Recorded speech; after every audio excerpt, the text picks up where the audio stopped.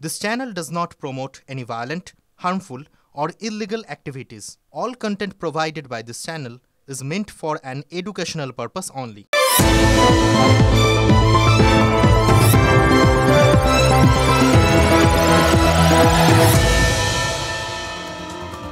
বিষ্ণুর দ্বিতীয় অবতার ছিলেন কুর্ম বা কচ্ছপ। এই কচ্ছপের পিঠের ওপরেই নাকি ওই মন্দার পর্বত রেখে সাগর মন্থন হয়েছিল। তবে সোনারপুরে ওই জামাল সর্দারের চৌবাচ্চার কচ্ছপটা বোধহয় এই জনপ্রিয়তার দিক থেকে না ওই কুর্ম অবতারকেও ছাপিয়ে গেছে। এমনি এমনি বলছি না, খেয়াল করে দেখুন, সকাল থেকে এই কচ্ছপটা উধাও হয়েছে, আর সেই কচ্ছপ উধাও হওয়া নিয়ে যা তুলকালাম চলছে তাই তো এটাই মনে হবে সবার কাছে তো এখন এই কচ্ছপ ভিভিআইপি। এটা সত্যি, এই ভিভিআইপি কচ্ছপের ছবি আমরাই প্রথম আপনাদের দেখিয়েছিলাম। অবশ্য তখন ভাবিনি যে মাত্র কয়েকদিনের মধ্যেই এই কচ্ছপ এরকম একটা জনপ্রিয়তা লাভ করে ফেলবে। দেখুন, কচ্ছপ তো আসলে মেন ক্যারেক্টারও নয়, তাই না? সাইড ক্যারেক্টার জাস্ট একটা। এই গোটা মানে এই জামাল সর্দারের এপিসোডটায়, বা সেটা যদি আপনি ওয়েব সিরিজ ধরেন, তো জামাল সর্দারের ওয়েব সিরিজে এই কচ্ছপ হচ্ছে জাস্ট একজন পার্শ্ব অভিনেতা। জামালের ক্রাইমের সাথে এই কচ্ছপের কোনো সম্পর্কও নেই। সংরক্ষিত প্রজাতির কচ্ছপ, সেটা অবশ্য বাড়ির চৌবাচ্চায় রাখাটা একটা ক্রাইম, কিন্তু জামালের বিরুদ্ধে আসল অভিযোগ তো সেটা না। তার বিরুদ্ধে আসল অভিযোগ তো বাড়িতে সালিশি বসানো, মানুষকে শেকলে বেঁধে পেটানো। জামালের অ্যালিবাই কী ছিল? তিনি ওই শেকলে মানুষ নয়, ঘোড়া বেঁধে রাখতেন, শান বাঁধানো, মানে একদম চকচকে মার্বেলের মেঝে ঘোড়া। তারপরে তার ঘোড়াকে অত্যাচার করার একটা শখ ছিল, জানেন তো। কারণ ওরকম ঝকঝকে চকচকে মেঝের ওপর যদি ঘোড়াকে রাখা হয়, পড়ে গিয়ে ঘোড়ার তো পা ভাঙবেই ভাঙবে। মানে জামালের অত্যাচারের সঙ্গে ঘোড়ার একটা দূর সম্পর্ক রয়েছে, এটা বোঝা যাচ্ছে। কিন্তু কচ্ছপ তো দূর দূরান্তেও নেই। দেখুন, এখন দেখুন সময়ের সাথে সাথে কত কিছু বদলে গেছে। ওই ক্রাইমের প্রাইম ফোকাসে কচ্ছপটা চলে এসছে। কচ্ছপটা সংরক্ষিত প্রজাতির, ফলে জামালের বিরুদ্ধে যদি কেস সাজাতে গিয়ে কোনোভাবে কোনো জায়গায় একটু খামতি থেকে যায়, মনে হয় একটু পুরোটা হলো না, একটু আর একটু দরকার, তখন ওই বেআইনিভাবে কচ্ছপ পোষার অভিযোগটাও তো সরকারি আইনজীবী তুলতে পারেন। এটা কিন্তু এমনি এমনি বলছি না, জানেন তো, ভাববেন না ঠাট্টার ছলে বলছি। দেখুন, পাক জঙ্গি আজমল কাসাবের বিরুদ্ধে ঠিক এরকমই তো একটা কেস ফাইল করা হয়েছিল।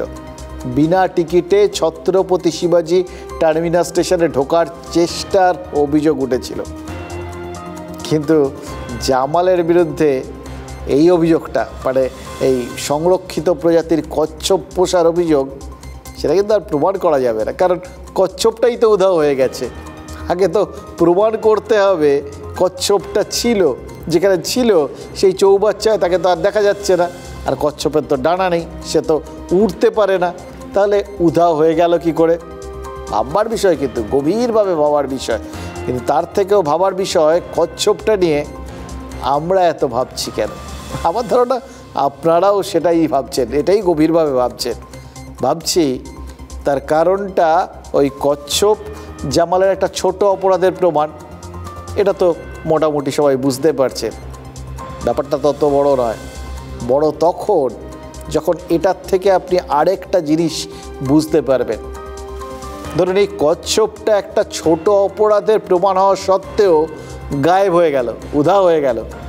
একটা ছোট অপরাধের প্রমাণে যদি উধাও হয়ে যায়, তাহলে তো এটা সন্দেহ হতে পারে যে বড় অপরাধের প্রমাণগুলো সব আস্ত রয়েছে। তো দেখুন, জামালের বিরুদ্ধে সব থেকে বড় প্রমাণ তো ওই সামনের ঘরের মেঝের ওই আংটা আর শিকল, সেগুলো ঠিকঠাক রয়েছে। তো যিনি প্রথমবার ওই জামালের অত্যাচারের কথাটা প্রকাশ্যে এনেছিলেন, সেই নির্যাতিতা কিন্তু সন্দেহ প্রকাশ করেছেন, জানেন।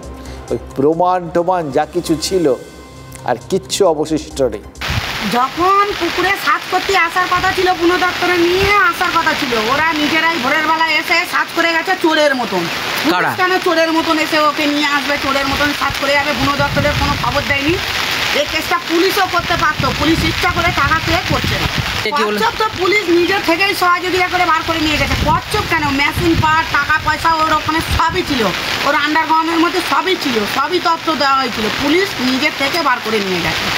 পুলিশ ওর সহযোগিতায় আছে, পুলিশ সহযোগিতা করে মাল বার করে 19 তারিখে অ্যারেস্ট করেছে এবং পুলিশকে আমরা বারংবার বলেছি যে জামালের বাড়ি আগ্নেয়াস্ত্র আছে, টাকা পয়সা আছে এবং আরও বিভিন্ন জিনিসপত্র আছে, এগুলো সিজ করার জন্য পুলিশ 26 তারিখে জামালের বাড়িতে সিজ করছে এবং কচ্ছপ সিজ করেনি। এবং সবথেকে আশ্চর্যের বিষয়, সব কিছু সরিয়ে ফেলেছে, যারা যারা সরিয়েছে তাদের নামও আমরা পুলিশকে দিয়েছি, যে কারা কারা জামালের বাড়ি রাত্রেবেলা গিয়ে সব অস্ত্র টাকা পয়সা সরিয়েছে। কচ্ছপও সরিয়ে ফেলেছে।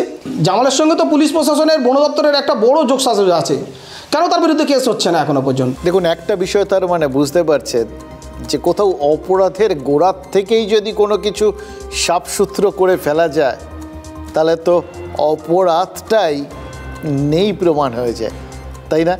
মানে খেয়াল করে দেখুন, শেখ শাহজাহানের সে সন্দেশখালিতে অত অভিযোগ যখন উঠল, তখন তো ওই গোড়ার বিষয়টা অর্থাৎ অভিযোগগুলোকেই সাজানো বলা হয়েছিল। এবার তার প্রমাণের জন্য বিভিন্ন অডিও টেপ বেরিয়ে এসেছিল। এবার এই অডিও টেপগুলো যদি সত্যি হয়, তাহলে এই যা যা অভিযোগ সন্দেশখালিতে উঠেছে সব সাজানো, সব যদি সাজানো হয়, সবটাই যদি মিথ্যে হয়, কাল্পনিক হয়, তাহলে তো শেখ শাহজাহানের ওখানে কোনো অপরাধী নেই। ঠিক একইভাবে বিভিন্ন যে দুর্নীতির অভিযোগ উঠেছিল, সে নিয়োগ দুর্নীতি হোক বা যা কিছু, ইভেন মমতা বন্দ্যোপাধ্যায় শুদ্ধ বলেছিলেন যেগুলো সব মিথ্যে সব অভিযোগগুলোকে তুলে কিছু লোককে জেলে পুরে রাখা হয়েছে। এবার দেখুন, অভিযোগগুলোই যদি সত্যি সত্যি মিথ্যে হয়ে যায়, তাহলে তো যারা আছেন জেলে তারা কেউ অপরাধী নন, সবাই ঠিকঠাক মানুষ, কারোর মধ্যে কোনো অপরাধ নেই। এটাই হচ্ছে মজা। গোড়ার থেকে যদি আপনি মুছে দিতে পারেন, তাহলে ওপরটা, গোড়াটা কেটে দিলে গাছ কি আর দাঁড়িয়ে থাকবে? থাকে না, পুরোটাই মাটিতে। তার মানে কোনো কিছু থাকা বা না থাকা দুটোই যথেষ্ট ইঙ্গিতবাহী হয়ে উঠতে পারে। কিন্তু জামালের চৌবাচ্চায় এই কচ্ছপের না থাকাটা, সেটা না হয় ওই প্রমাণ লোপাটের ইঙ্গিত দিচ্ছে। বিধানসভায় আজকে দিলীপ ঘোষের থাকাটা কিসের ইঙ্গিত দিচ্ছে বলুন তো? আজ দিলীপ ঘোষের জন্মদিন। দিলীপদাকে আমরাও শুভেচ্ছা জানাচ্ছি, জন্মদিনের শুভেচ্ছা। ভালো থাকুন, সুস্থ থাকুন। দেখুন, তিনি এমনিতে এই মুহূর্তে কোনো দায়িত্ব নেই কাঁধের ওপর, মুক্ত বিহঙ্গের মতো, যেখানে খুশি তার হারিয়ে যাওয়ার নেই মানা, তিনি যেখানে খুশি যেতে পারেন। তা বলে দিলীপ ঘোষ যে বিধানসভায় চলে যাবেন, সেটা কেউ ভেবেছিল? আর গেলেন তো গেলেন, শটান শুভেন্দু অধিকারীর ঘরেই বসে গেলেন। এদিকে শুভেন্দু অধিকারী তখন অধিবেশন কক্ষে বসে একের পর এক মেনশন শুনে যাচ্ছেন। সাধারণত বিরোধী দল নেতা এতক্ষণ অধিবেশন কক্ষে কাটান না, এটা আমরা দেখেছি, জানেন তো। কোনো না কোনো ইস্যুতে ওয়াকআউট করে ঠিক বেরিয়ে আসেন। আজ কিন্তু ঠায় বসে রইলেন। অন্যদিকে তার ঘরে ওয়াক ইন করে বসে রইলেন দিলীপ ঘোষ। এবার সাসপেন্স চড়ছে, সবাই ভাবছে যে কী হয় একটা ব্যাপার আর কি। সাসপেন্সটা শেষ পর্যন্ত কিন্তু সারপ্রাইজ হয়ে গেল, বিজেপির জন্য নয়, আমাদের জন্য। অধিবেশন থেকে বেরিয়ে এসে শুভেন্দু অধিকারী দিলীপ ঘোষকে গেরুয়া উত্তরীয় পরিয়ে মিষ্টি খাইয়ে আপ্যায়নের একদম চূড়ান্ত করে ছাড়লেন। এবার মুশকিল হচ্ছে, এইসব দেখে শুনে না, এই সমস্ত ফ্রেমগুলো তো অসাধারণ সব। দিলীপ ঘোষকে গেরুয়া উত্তরীয় পড়াচ্ছেন শুভেন্দু অধিকারী, এসব দেখলেই মনের মধ্যে নানা রকম প্রশ্নগুলো কিলবিল করে, জানেন তো। মানে 4 দশকেরও বেশি সময় ধরে দিলীপদা সংঘের প্রচারক, তাকে কিনা ঘটা করে এই গেরুয়া উত্তরীয় পড়তে হলো শুভেন্দু অধিকারীর কাছে। আচ্ছা, আজকাল নেতাদের কখন এত ঘটা করে উত্তরীয় পড়ানো হয় বলুন তো? আমি জানি আপনারা ধরেছেন, ঠিক ধরেছেন, যখন ওই নেতারা দলবদল করেন অথবা অন্য কোনো দলে ঘুরতে গিয়ে দম বন্ধ হয়ে আসে, ফের পুরনো দলে ফেরেন আর কি। তাহলে শুভেন্দু অধিকারী কি দিলীপ ঘোষের ঘর ওয়াপসি করালেন নাকি শুভেন্দুর ওপরেই কড়া নির্দেশ হয়েছে যে এই দিলীপ বিধানসভাতে বসেই দিলীপ ঘোষের জন্মদিন ঘটা করে পালন করতে হবে? এই নির্দেশ এটা কি দিল্লি থেকে এলো? এটাও একটা তো বড় প্রশ্ন। দেখুন এই সমস্ত ক্ষেত্রে না দিল্লি থেকে মেনশন করার কারণ আছে, দিল্লির সব কিছুর মধ্যে একটা অন্যরকম সিস্টেম কাজ করে, যখন তখন যা খুশি তাই ইচ্ছে মতো করলে হলো না, মানে বললো আপনি করলেন, এখানে শেষ নয়। কেন্দ্রীয় প্রকল্প আসে, কেন্দ্রীয় প্রকল্প করে দিয়েছেন, শেষ নয়। ইউটিলাইজেশন সার্টিফিকেট চাওয়ার বা দেওয়ার একটা ব্যাপার আছে।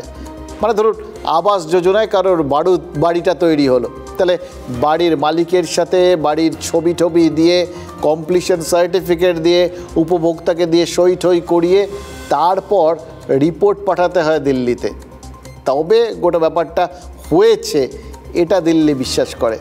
সোজা বাংলায় কাজটা যে হয়েছে তার প্রমাণ। আমার কিন্তু মনে প্রশ্ন জাগছে জানেন তো, এই যে দিলীপ ঘোষের জন্মদিন পালনের অ্যাসাইনমেন্টটা এইভাবে পালন করলেন শুভেন্দু অধিকারী, মিষ্টি খাইয়ে উত্তরীয় পরিয়ে তারপর দিলীপ ঘোষের সাথে ছবি তুললেন, সেই ছবি তো দিল্লি পৌঁছে গেছে নিশ্চয়ই, ব্যাস কাম তামাম। দেখুন গত জন্মদিনে কিন্তু দিলীপ ঘোষ বিধানসভায় আমন্ত্রণ পাননি, আগামী জন্মদিনেও পাবেন কি না সেটা নির্ভর করছে এই আন্তরিকতাটা অ্যাকচুয়ালি কোথায় রয়েছে না তার ওপর, মানে ওই ফ্রেমে রয়েছে নাকি প্রেমে রয়েছে। বিধানসভার নেতা মাননীয় শুভেন্দু আমাকে আমন্ত্রণ করেছিলেন জন্মদিন জেনে মিষ্টি খাওয়ার জন্য, সেই জন্য দুটো কাজই হলো, জন্মদিনে মিষ্টি খাওয়া হলো, সবার সঙ্গে দেখা সাক্ষাৎ হয়ে গেল, শুভেচ্ছা বিনিময় হলো, আপনাদেরকেও শুভেচ্ছা। আজকে ইনভাইট করেছেন শুভেন্দুদা, যেভাবে আমরা আমাদের সম্মান দেখালাম দিলীপ দাকে, এটা থেকেই বোঝা যায় যে রিলেশনস আর অ্যাবসলিউটলি ফাইন। তৃণমূল তারা এইগুলোকে মানে কি বলবো, এটা নিয়ে কথা বলে তারা সম্পর্কগুলোকে নষ্ট করতে চায়, বাট আমাদের কিছু যায় আসে না, বিকজ আমাদের নেতৃত্ব সব একসাথেই রয়েছেন, ইউনাইটেড আছে। দিলীপবাবুর ফিরে আসা না আসাটা তাদের দলের উপর নির্ভর করে। মানুষটা ভালো খারাপ না, কথাবার্তা আমাদের সঙ্গে ছিল, যথেষ্ট আলাপ পরিচয় ছিল, এবং কখনো উনি যে রাফ অ্যান্ড টাফ কথাটা বলেন, ইট মে বি স্ট্র্যাটেজি, সেটা আলাদা কথা। ব্যক্তিগতভাবে কার কোনো স্ট্র্যাটেজি থাকে, মানে প্রকাশ্যে আসার জন্য, প্রদীপে আসার জন্য সেটা তার স্ট্র্যাটেজি হতে পারে, বাট মানুষ হিসেবে দিলীপবাবু নিশ্চিতভাবে ভালো মানুষ। এটা ইভেন্ট, কারণ দিলীপ ঘোষকে কোণঠাসা এবং অপমান করতে গিয়ে বিজেপির যে নেতারা আদি বিজেপি কর্মীদের কাছে অপ্রিয় হয়ে ভিলেন হয়ে আছে, তারা দিলীপবাবুর পাশে দাঁড়িয়ে ছবি তুলে নিজেদের গ্রহণযোগ্যতা বাড়ানোর ড্যামেজ কন্ট্রোলের চেষ্টা করছে। চাপের মুখে ভোটের হাল দেখে যদি দলের নেতারা যারা বেশি ছড়ি ঘোরাচ্ছিলেন, তারা এখন যদি দিলীপবাবুকে উত্তরীয় পরিয়ে কালাকাঁদ খাইয়ে খানিকটা ম্যানেজ করতে চান, যে মিষ্টিটা খাওয়ালো দেখতে মনে হয়েছে মিষ্টি, দিলীপবাবুকে জিজ্ঞেস করুন ওনার কিন্তু অত মিষ্টি লাগেনি। ফলে এটা একটা আরোপিত কৃত্রিম দৃশ্য, আসল দৃশ্য কি সেই ধারাবাহিক সিরিয়াল ও বিজেপিতে চলতে থাকবে।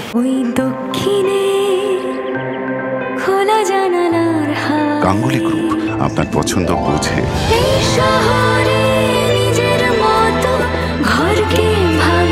গাঙ্গুলি গ্রুপ, ভরসার বসতবাটি। এই হচ্ছে রাজনীতি হওয়ার সাইড এফেক্ট, জানেন তো। রাজনীতিকদের মনের মধ্যে একদম ধারণা একদম বদ্ধমূল থাকে, আজ তারা যা বলবেন কাল মানুষ তা ঠিক ভুলে যাবে, কেউ মনে রাখবেন না কাল কি বলেছিলেন। দেখুন অগ্নিমিত্রা পাল বোধহয় ভুলে গেছেন, কয়েকদিন আগেই দিলীপ ঘোষ অভিযোগ করেছিলেন দলে তার কোনো কাজ নেই, এমন হলে থাকবেন না। আবার শোভনদেব চট্টোপাধ্যায় ভুলে গেছেন যে বিধানসভা নির্বাচনের সময় দিলীপ ঘোষ কী বলেছেন এবং তার জবাবে তারা কি বলেছিলেন।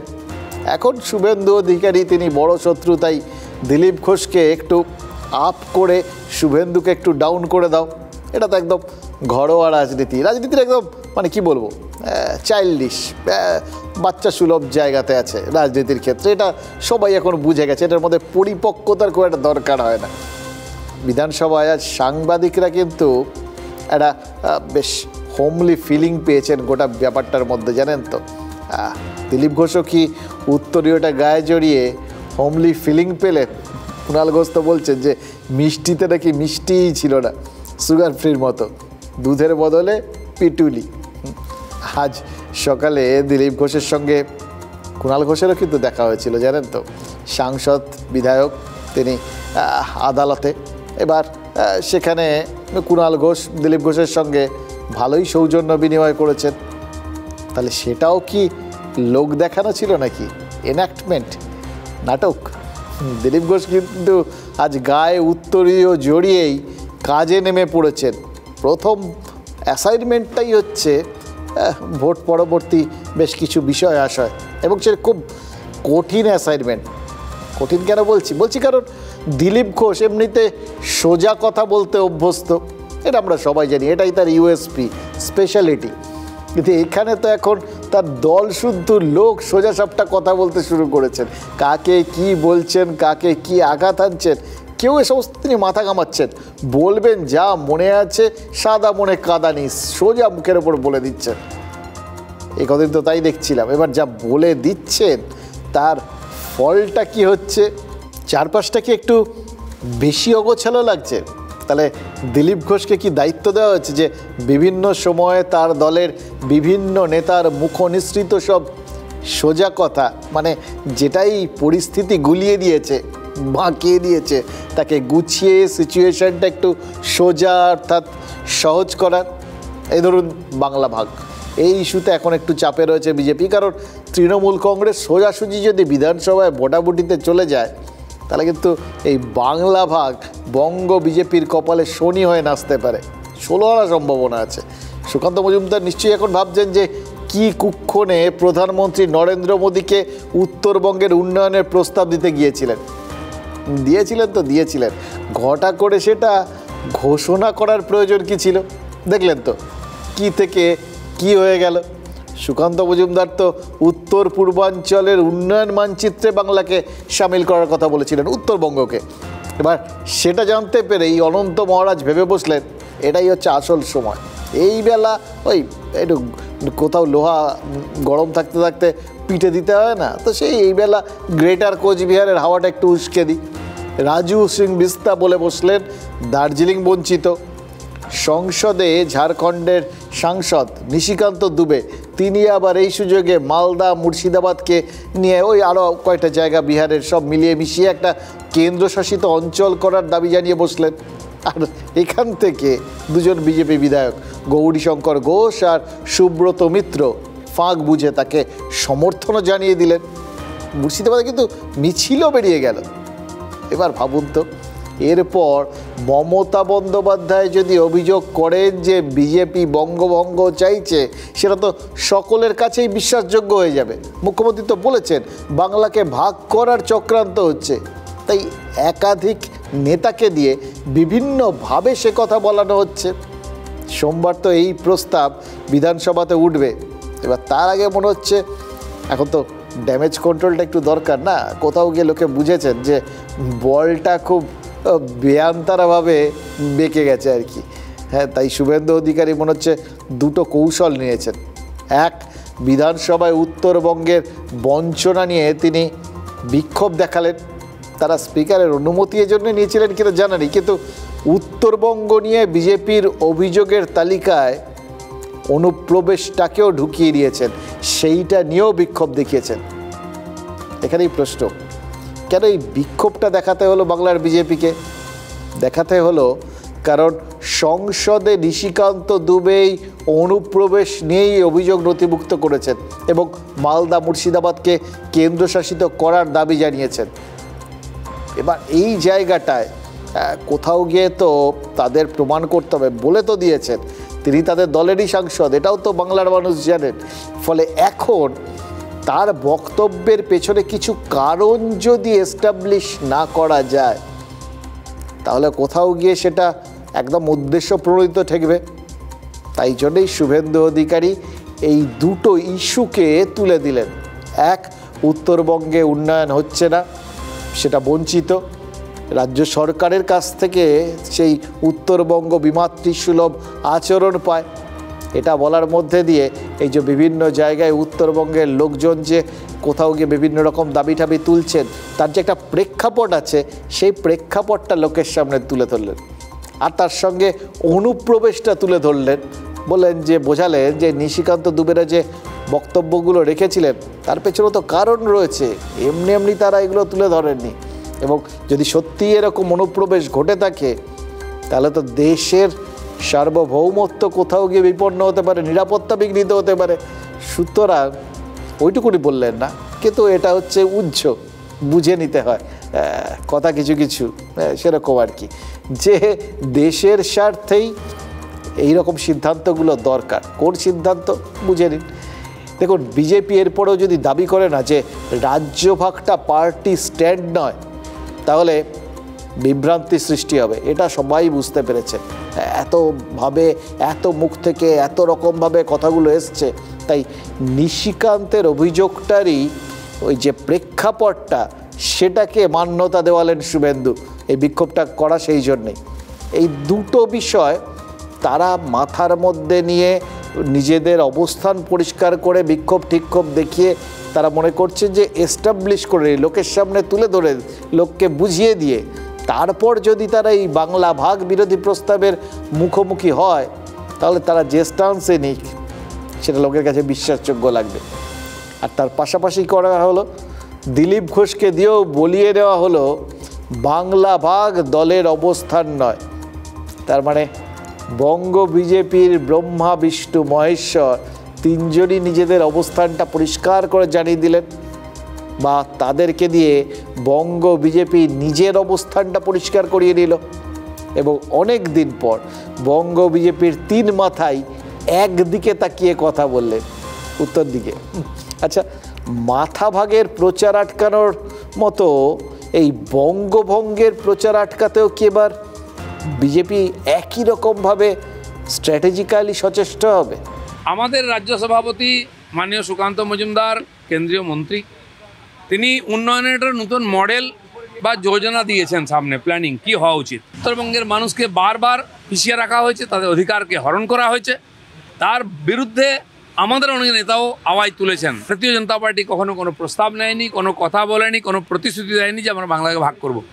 যারা বিজেপিকে বদনাম করে রাজনীতি করতে চাইছেন, তাদের উদ্দেশ্যটা বোঝা গেছে, তারা উত্তরবঙ্গের উন্নয়ন চান না। সুকান্ত মজুমদার যেটা বলেছেন সেটা বঙ্গভঙ্গে উস্কানি।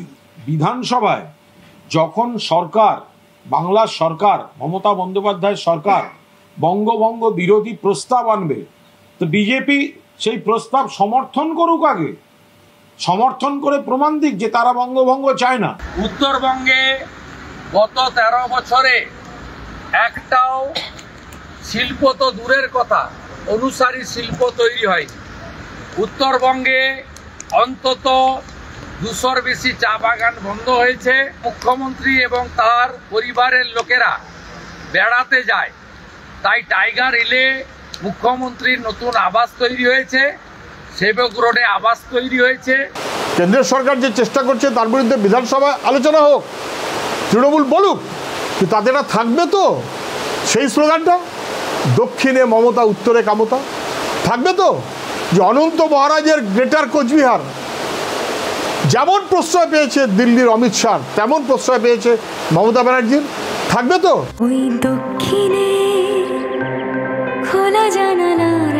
গাঙ্গুলি গ্রুপ, আপনার পছন্দ বোঝে।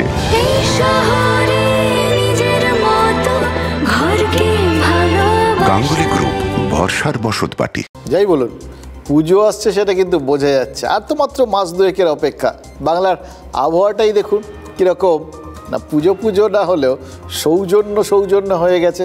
আর এরকম সৌজন্যের একটা ফুরফুরে বাতাবরণ কখন আসে, সেটাও তো পুজো এলেই আসে, তাই না? একজন রাজনীতিকের চাকরি যাব হলে কীরকম অন্যজন জব অফার নিয়ে এগিয়ে আসছেন দেখুন। এটাকে ওই সৌজন্যের দিন বলবেন না, এ শুধু সৌজন্যের দিন। অধীর চৌধুরীর জন্য তো এই গানটাই চারপাশে শোনা যাচ্ছে, তাই না? কালকে তৃণমূল তাকে আসার আহ্বান জানিয়েছিল উদাত্ত কণ্ঠে, তারই একদা ঘনিষ্ঠ অপূর্ব সরকার বা ডেভিড, তিনি বার্তা দিয়েছিলেন। আজ অধীরকে বার্তা দিলেন বিজেপির সাংসদ শ্রমিক ভট্টাচার্য। কে বলবে, লোকসভা নির্বাচনে বহরমপুর আসনে তৃতীয় হয়েছেন অধীর চৌধুরী। এদিক দিয়ে দেখলে তিনি তো ব্যর্থ, এটা তো তাকে মানতে হবে। এই ভোটে তিনি একটা রাস্তা বেছেছিলেন, সেই রাস্তায় চলে না তার লাভ হয়েছে না তার দলের লাভ হয়েছে। অভিষেক গতকাল বলেছেন যে তারা এই লোকসভা নির্বাচনে কংগ্রেসের সঙ্গে একটা জোট করতে চেয়েছিলেন, তারা চেয়েছিলেন দুটো আসন দিতে, কিন্তু কংগ্রেস রাজি হয়নি। রাহুল বলেছিলেন অধীরের সঙ্গে আলোচনা করব, আর সেই আলোচনার ফল মানে অধীর কি বলেছিলেন সেটা তো সবার জানা। মধ্যে কথা, জোট হয়নি, কংগ্রেস একটা সিট পেয়েছে, অর্থাৎ যেখানে জোট হলে 2টো আসন নিশ্চিত হতে পারত সেখানে একটা আসন পেয়েছে। ফলে নিজের আর দলের জন্য অধীরের স্ট্র্যাটেজিটা তো ব্যর্থ বলেই ধরতে হবে। তৃণমূল এই পরিপ্রেক্ষিতে অধীরের ব্যর্থতাকেই কটাক্ষও করেছে। মানে গোটা ব্যাপারটা ওই রাজনৈতিক বাজারে অচল আধুলির সঙ্গেই তুলনা করেছে। এটাও তারা করেছে, জানেন তো। এবার কংগ্রেস হাইকমান্ড তারাও কি অন্যরকম কিছু করেছেন? তারাও তো তাকে দরজা দেখিয়েছেন, তারাও তাকে যেভাবে প্রাক্তন করে দিয়েছেন তাদের তো পরিষ্কার হয়ে গেছে, তারা বিশেষ নম্বর দিচ্ছেন না। এই পরিস্থিতিতে দেখা যাচ্ছে যে অধীরকে পাত্তা দেওয়ার প্রশ্নে 2 দল এক লাইনে দাঁড়িয়ে আছে। কারা? 1 বিজেপি, 2 বাম। খুব ইন্টারেস্টিং না? দুটো দলকে, যাই হোক, দুটো দলই এই অধীর চৌধুরীর মধ্যে না দেখে মনে হচ্ছে একজন ট্র্যাজিক হিরোকে খুঁজে পেয়েছে যিনি পরিস্থিতির শিকার। বামেরা কিন্তু তাও অধীরকে আহ্বান জানাননি, যেটা বিজেপি নেতা শ্রমিক ভট্টাচার্য করে ফেলেছেন। সরাসরি অধীরের সহায়তা চেয়ে ফেলেছেন। আচ্ছা, শ্রমিক কি প্রমাণ করতে চাইলেন যে বিজেপি এখন সে ব্যর্থ সফল যাই হোক না কেন খড়কুটো খুঁজছে? অধীর চৌধুরীর সঙ্গে কংগ্রেস প্রতারণা করছে। Adhir Chowdhury is the right player playing in the wrong party. কংগ্রেসে থেকে তৃণমূল কংগ্রেসের বিরোধিতা করা যাবে না। তৃণমূল কংগ্রেসকে যদি কেউ হারাতে পারে, বিজেপি হারাতে পারে। তো সেখানে অধীর চৌধুরী যদি মনে করেন যে তৃণমূল কংগ্রেসের বিসর্জন একান্ত প্রয়োজন, তৃণমূল কংগ্রেসের বিরোধিতায় যে বিজেপি সামনে আছে, বিজেপি পাশে। রাজনীতিতে শেষ কথা বলে কিছু নাই, সব দল পড়া হয়ে গেছে। তাই স্বাভাবিকভাবে কেউ যদি ভালো কাজ নিয়ে থাকে আছে, আমরা স্বাগত জানাবো। মুর্শিদাবাদের সমস্ত মানুষকে রাজনীতির ঊর্ধ্বে উঠে আসুন, মুখ্যমন্ত্রীর হাত ধরুন, অভিষেক বন্দ্যোপাধ্যায়ের নেতৃত্বে মুর্শিদাবাদটাকে আমরা এগিয়ে নিয়ে যাওয়ার চেষ্টা করি। নির্দেশ দেবে, আমরা সেই নির্দেশ মতন যেই আসুক, উনি বলে না, যেই আসুক তাকে নিয়ে কাজ করতে আমার কোনো অসুবিধা নাই, বা আমাদেরও কোনো অসুবিধা হবে। অধীর চৌধুরীকে প্রতারিত আর কংগ্রেসকে প্রতারক বলে দিলেন শ্রমিক ভট্টাচার্য, আর সেই সঙ্গে অধীরের ঠিকানায় চিঠিও পোস্ট করে দিলেন, অফার লেটার। সেই চিঠিতে লেখা আছে যে বিজেপিকে যদি শক্তিশালী করতে হয়, মানে তৃণমূলকে হারাতে হলে বিজেপিতেই আসতে হবে, চলে আসুন। কিন্তু আসবো বললেই আসা যায় নাকি? অধীর চৌধুরীর নামের আগে যতই প্রাক্তন প্রদেশ কংগ্রেস সভাপতি কথাগুলো লেখা হয়ে যাক, বিধান ভবনে কংগ্রেসের রাজ্য সভাপতির ঘরটা যতই তাকে ছাড়তে হোক, তিনি কি চাইলেই বিজেপিতে যোগ দিতে পারবেন? এ রাজ্যে যেমন তিনি কট্টর মমতা বিরোধী বলে পরিচিত, তেমনই তো গত কয়েক বছরে লোকসভায় কংগ্রেসের ওই বিজেপি বিরোধী আসল মুখটাই ছিলেন অধীর চৌধুরী, সবচেয়ে ধারালো মুখ। বিজেপি নেতাদের পক্ষে সে কথাটা এত তাড়াতাড়ি ভুলে যাওয়া সম্ভব? অসম্ভব। তবুও কেন শ্রমিক ভট্টাচার্য এরকম সৌজন্য দেখাচ্ছেন? কেন অধীর চৌধুরীকে right man in the wrong party বলছেন? কারণ দুটো। প্রথম কারণ, এ রাজ্যে তৃণমূল বনাম বিজেপি এই দ্বিমেরু তত্ত্বটাকে আর একটু চাগিয়ে দেওয়ার জন্য। সদ্য প্রাক্তন কংগ্রেস সভাপতির মগজে এবং মননে গেঁথে দেওয়া, আপনি যে দলটা করেন বা যে দলের সঙ্গে জোট গড়ে এতদিন ভোটে লড়লেন, সেই কংগ্রেস, সেই সিপিআইএম আসলে বাংলার রাজনীতিতে এলেবেলে দুদুয়াদু বলে না। তাই আসল লড়াই যদি করতে হয়, তৃণমূলের বিরুদ্ধে যদি আসলে কেউ লড়ে, তাহলে সেটা বিজেপি একমাত্র অপশান। মানে বাইরে সৌজন্যের মোড়ক, আর ভেতরে ভেতরে বিজেপি নেতারা অধীর চৌধুরীকে তার মানে অস্বস্তিতে ফেলার চেষ্টা করছে। ভাবুন তো কতটা অস্বস্তিতে ফেললেন এই কথাগুলো বলে। এটা ব্যাখ্যা করাটা সহজ।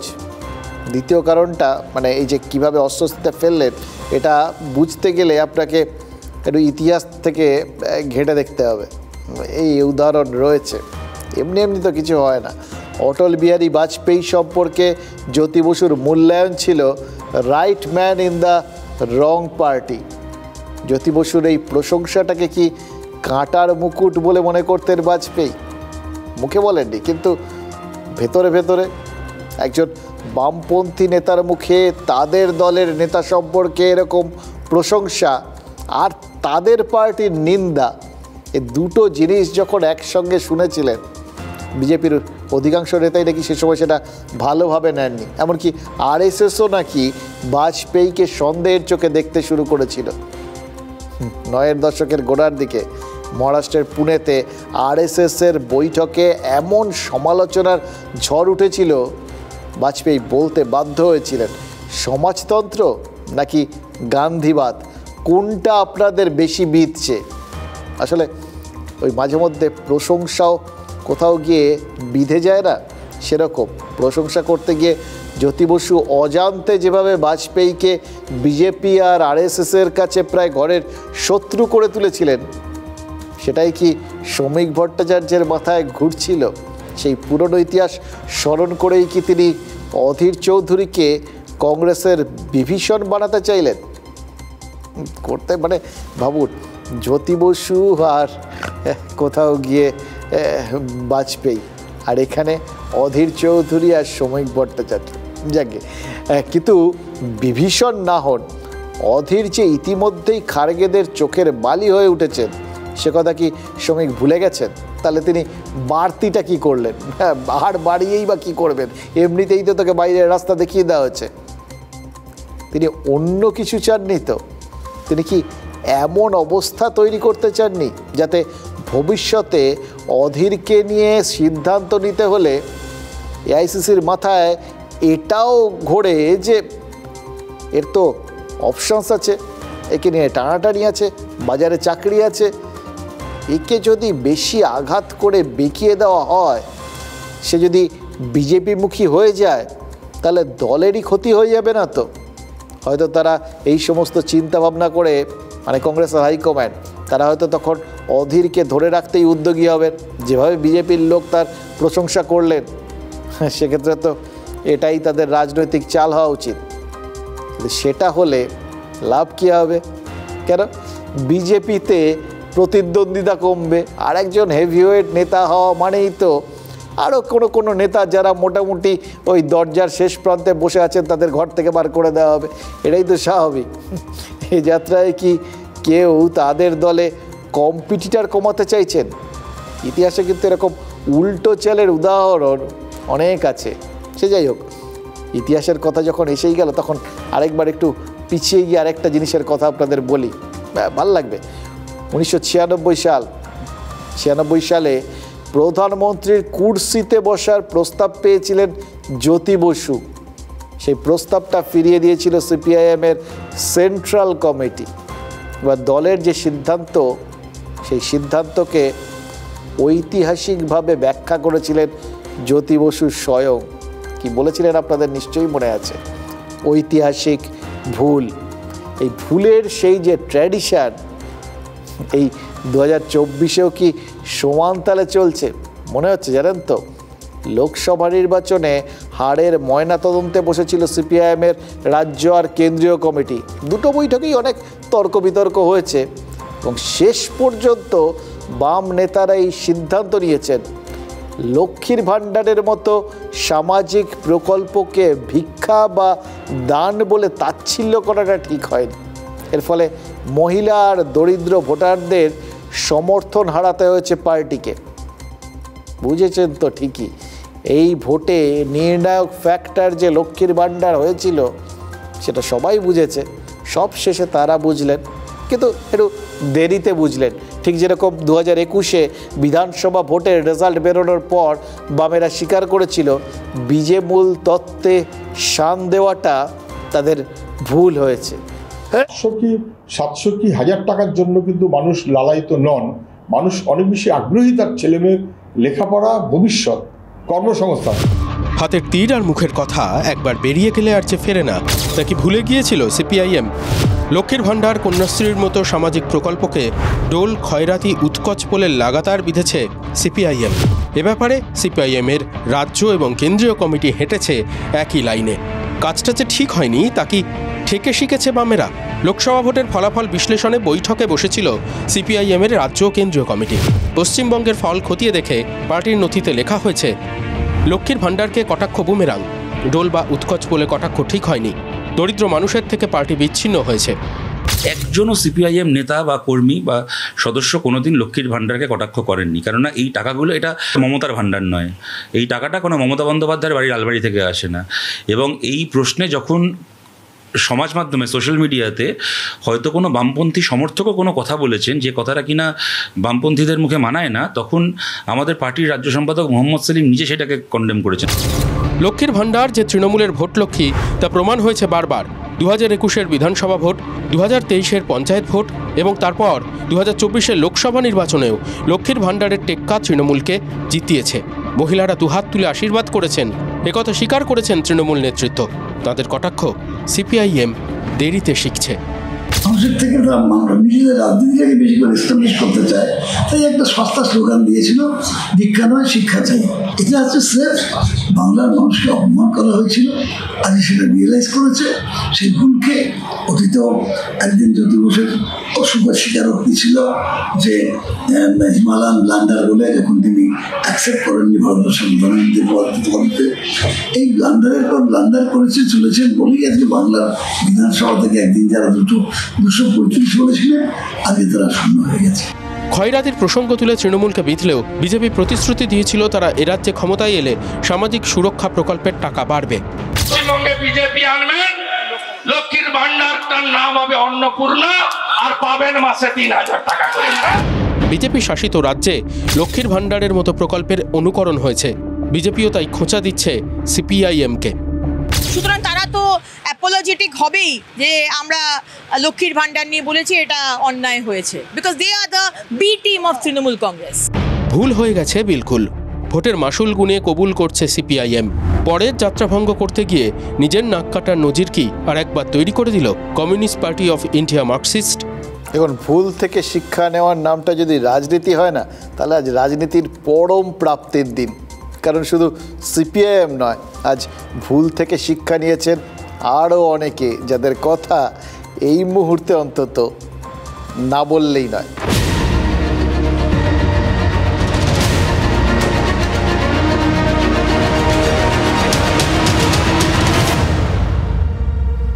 দেখুন, বাংলায় একটা নতুন টার্ম চালু হচ্ছে জানেন তো, বামরোগ।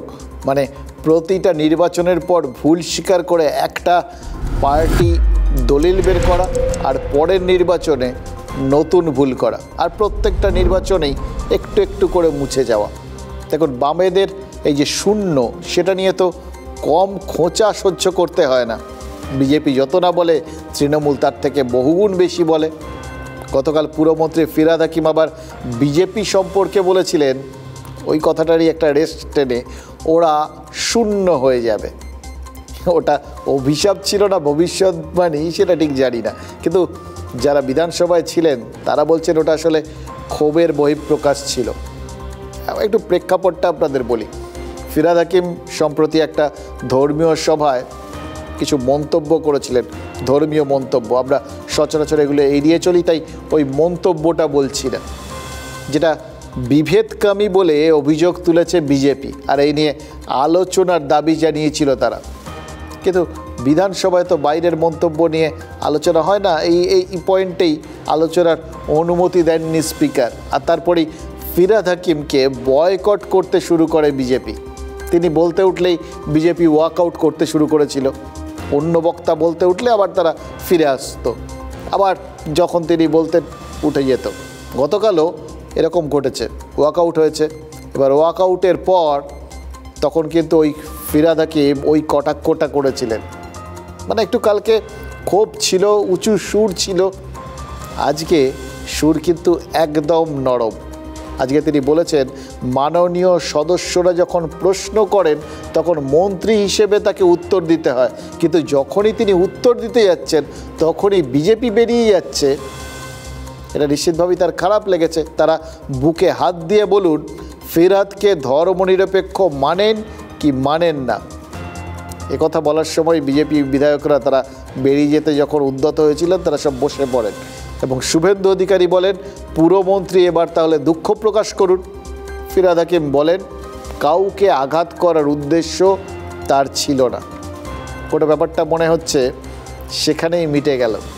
এবার রাজনৈতিক মহল, এই মহলটা খুব অদ্ভুত জানেন তো, এর কোনো একটা মুখ নেই।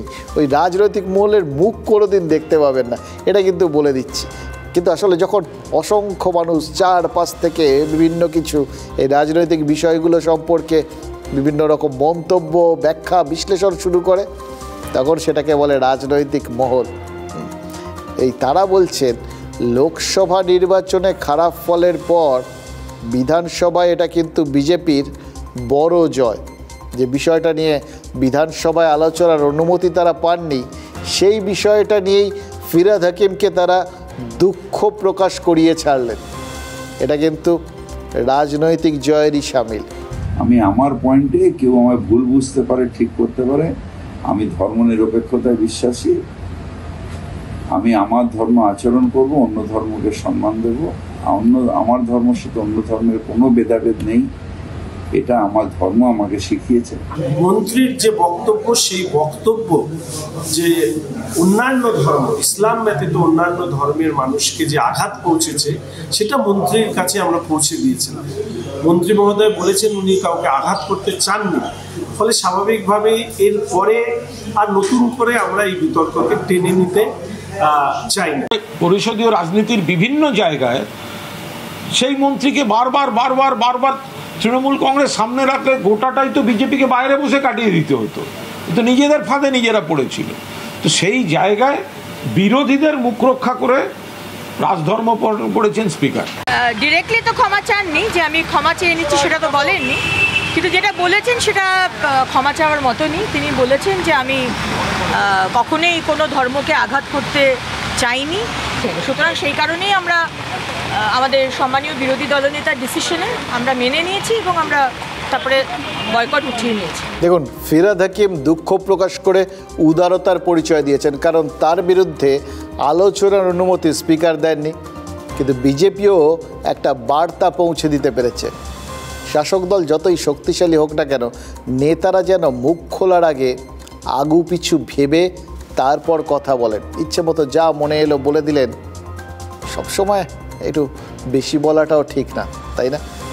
বলার সময় ভাবনা চিন্তা করাটা খুব ইম্পর্ট্যান্ট। দেখুন, লোকসভা নির্বাচনের এই যে ফল, এরপর এই যে স্নায়ুযুদ্ধ, যেটা কিভাবে কে ব্যাখ্যা করছেন, কুণাল ঘোষী তিনি যে কিভাবে ব্যাখ্যা করছেন সেটাও তো দেখলেন। এইরকম ব্যাখ্যা ট্যাখ্যাগুলো যখন হয় তখন কিন্তু স্নায়ুযুদ্ধের চাপটা আরও বেড়ে যায়। সেখানে এই যে একটা জয় হিসেবে যদি তারা দেখেন এই গোটা বিষয়টাকে, এই দুঃখ প্রকাশটাকে, তাহলে কিন্তু বাংলার বিজেপি নেতাদের মুখের হাসি চওড়া হতেই পারে।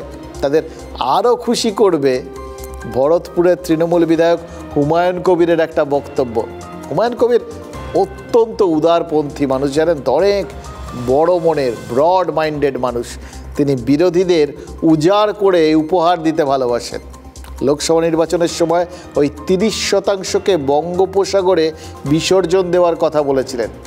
এই মন্তব্য এমন এক উপহার হয়ে উঠেছিল যে প্রধানমন্ত্রী নরেন্দ্র মোদী পর্যন্ত তা সাগ্রহে গ্রহণ করে কাজে লাগিয়ে দিয়েছিলেন। ইদানিং বিজেপি সাংসদ নিশিকান্ত দুবে মালদা আর মুর্শিদাবাদকে কেন্দ্রশাসিত অঞ্চল করার যে প্রস্তাব দিয়েছেন, তার বিরোধিতা করেছেন এই ভরতপুরের বিধায়ক। এবং সেটা করতে গিয়ে মানে বাংলা ভাঙা বা বঙ্গভঙ্গ রুখতে গিয়ে বিজেপির দুই বিধায়কের পা ভেঙে দেওয়ার, পা ভঙ্গ করার কথাও বলেছেন। এই পর্যন্ত ঠিক ছিল, ধরে নিচ্ছি ঠিক কিছুই ছিল না, কিন্তু তাও ধরে নিলাম। কিন্তু যেই জনবিন্যাস বদলে যাওয়ার কথা উঠেছে, তিনি এমন কথা বললেন সেটা বিজেপিকে উপহার ছাড়া আর কিচ্ছু নয়। জনবিন্যাস বদলে যাচ্ছে সেটা অন্য কারণে। 10% মুসলিম তারা ডক্টরের সাজেশন মতো দুটোর বেশি বাচ্চা নেওয়ার ক্ষেত্রে তাদের সমতেই তারা এটা করে, কিন্তু 90% মুসলিম এখনও তাদের বাড়িতে বাচ্চা প্রসব করে মা বোনরা, এবং কারো 4টে, কারো 5টা, কারো 6টা। কি ব্যাখ্যা, অসাধারণ! এইটাই তো বিজেপির বক্তব্য। তিনি সেটাতেই সার্টিফাই করে দিলেন। কর ভালা তো হো ভালা। যাই হোক, সৌজন্য দেখালে পাল্টা সৌজন্য পাওয়া যায়। হুমায়ুন কবির এই যে সৌজন্য দেখালেন, এর জন্য তাকে কত যে চাপা গলায় ধমক খেতে হচ্ছে এখন কে জানে, কিন্তু কোনো ভালো কাজই ফেলা যায় না, জানেন তো।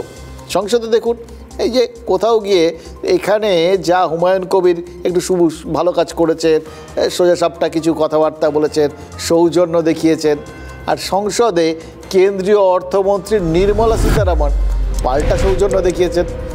বঙ্গ বিজেপি নেতাদের অবশ্য তিনিও ওই সৌজন্য দেখাতে গিয়ে অশেষ দুশ্চিন্তায় ফেলে দিয়েছেন, কারণ তিনি মমতা বন্দ্যোপাধ্যায়কে ফাইটার আখ্যা দিয়েছেন।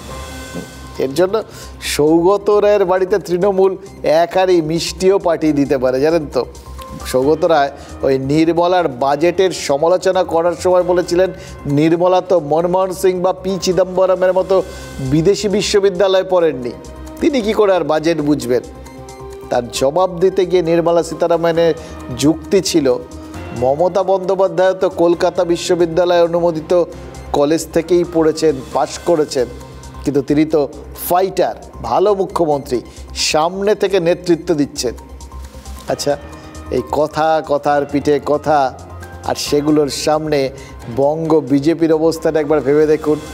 তারা বলছেন রাজ্য চলছে না, আইন শৃঙ্খলা ধসে পড়েছে, আর কেন্দ্রীয় অর্থমন্ত্রী লোকসভায় দাঁড়িয়ে বলছেন মমতা বন্দ্যোপাধ্যায় খুব ভালো রাজ্য চালাচ্ছেন, ভালো মুখ্যমন্ত্রী, বর্ন ফাইটার। এবার তারা কোথায় যান? The Chief Minister of Bengal is also from colleges affiliated to the University of Calcutta. That should mean that if you study in Indian universities, you are bereft of ideas. She is a fighter who's leading the state for so many years. Makes chauvinist comments. Sir, I'm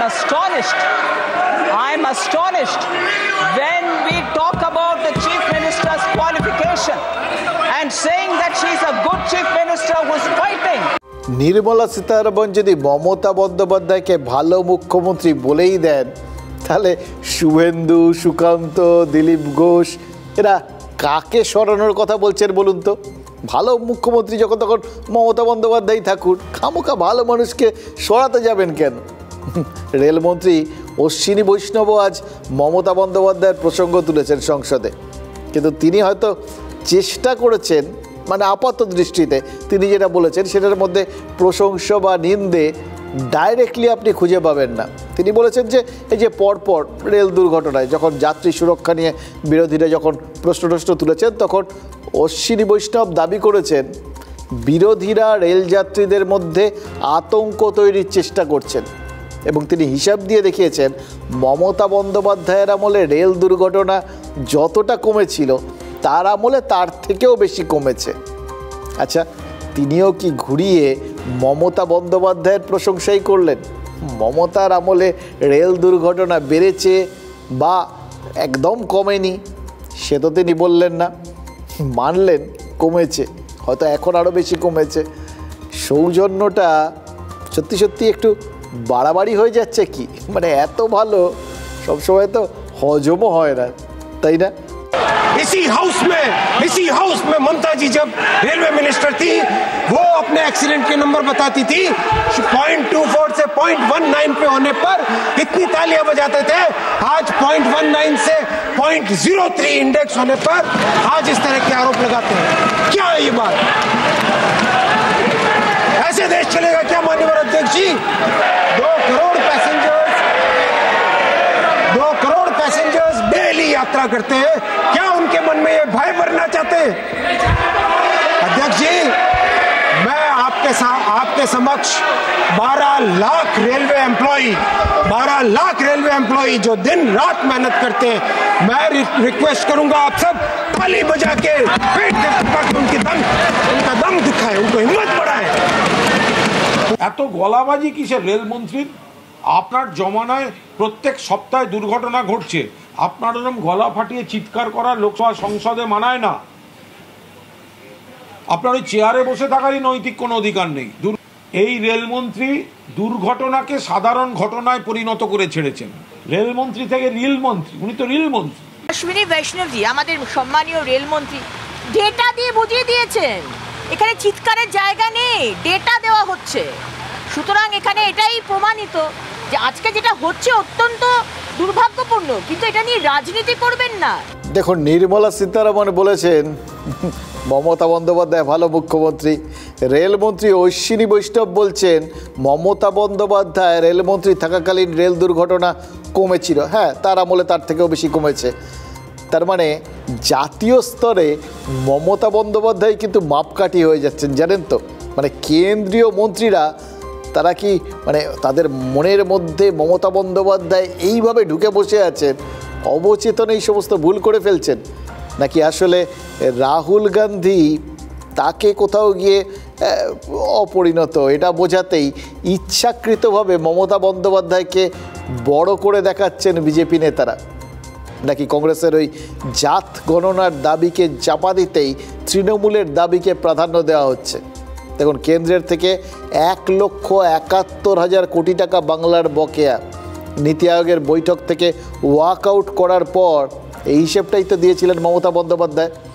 সেই জায়গা থেকে তিনি তো সরে আসেননি। অভিষেক বন্দ্যোপাধ্যায় শ্বেতপত্র চেয়েছেন বাংলার বঞ্চনা নিয়ে।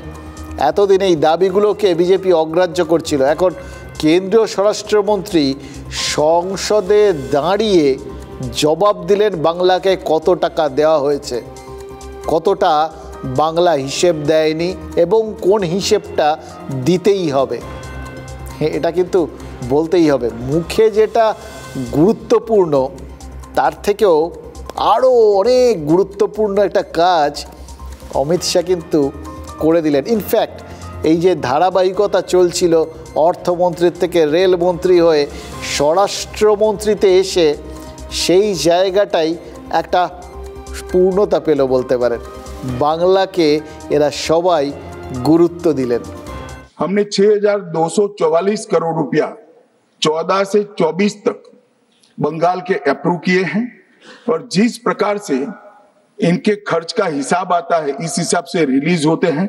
उसमें से 4,619 4619 करोड़ रुपया हमने रीएम्बर्स कर दिया है, मगर वहां थोड़ा प्रॉब्लम है हिसाब भेजने में।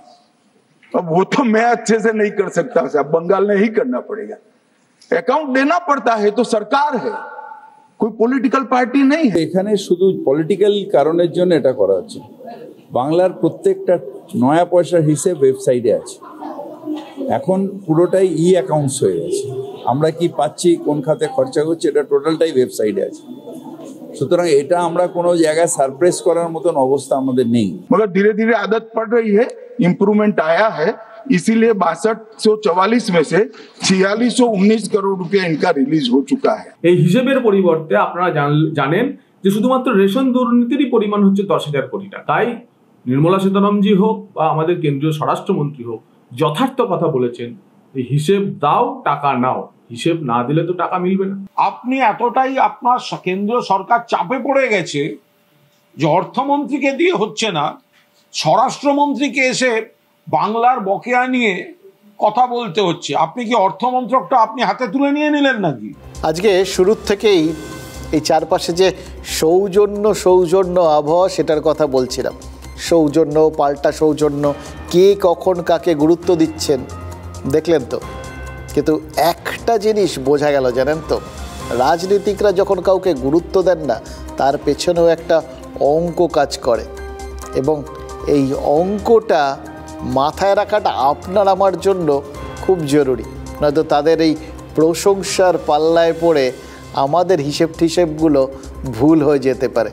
কাউকে যখন তারা কোথাও গিয়ে প্রশংসা করবেন না, আপনাদের মাথায় রাখতে হবে যে আসলে তারা অন্য কাউকে ছোট করছে, নিচু দেখাতে চাইছে, এবং এটাই রাজনীতির অঙ্ক।